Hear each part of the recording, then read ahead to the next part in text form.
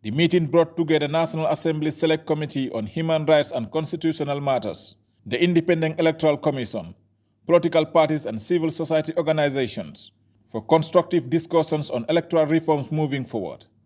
The forum was also used as a platform for dialogue between these actors on means of finding a way forward.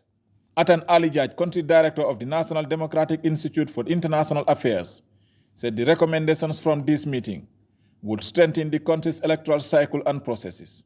The idea is that there is a platform for everybody to express their opinions.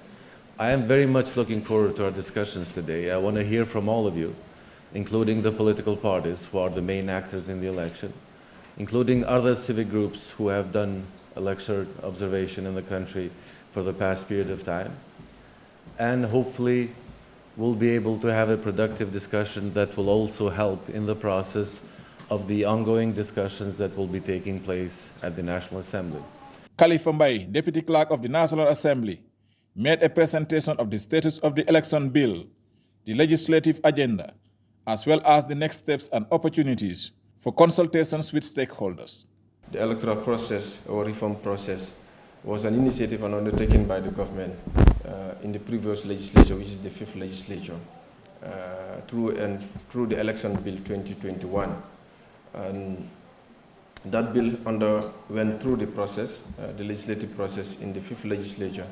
But unfortunately, it couldn't exhaust the process at the time of the end of term of the 5th legislature. And in our own rules, that bill should have been dead by now as far as parliamentary convention and rules are concerned.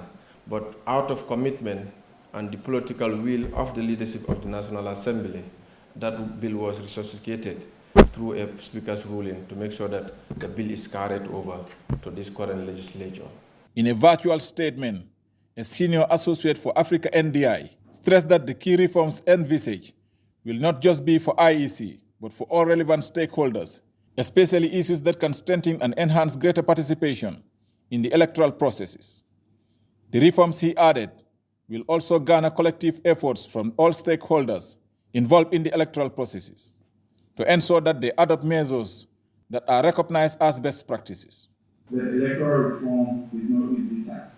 That in days and months ahead, you all will be called upon to look at how to engage with traditional authorities, how to expand the boundaries of inclusion, to make sure that youth and the Gambians of the diaspora can be more engaged in the electoral process.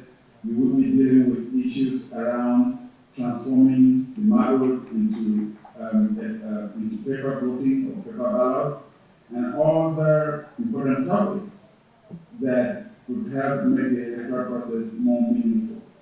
The Electoral Watch Committee observes political party congresses, voter registration, pre-election campaigns and issue public reports and recommendations after every observation.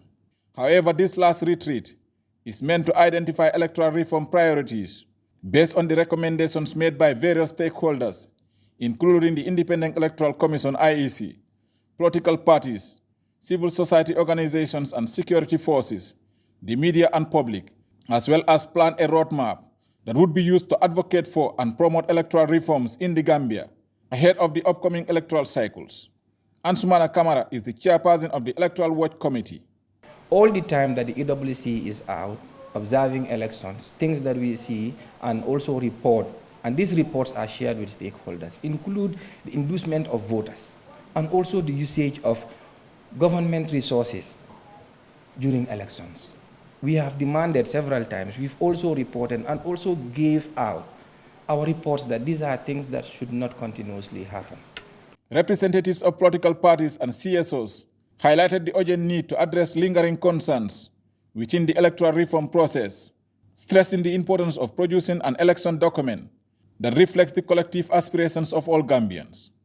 Reporting for GRTS News, I am Omar P. Jallow.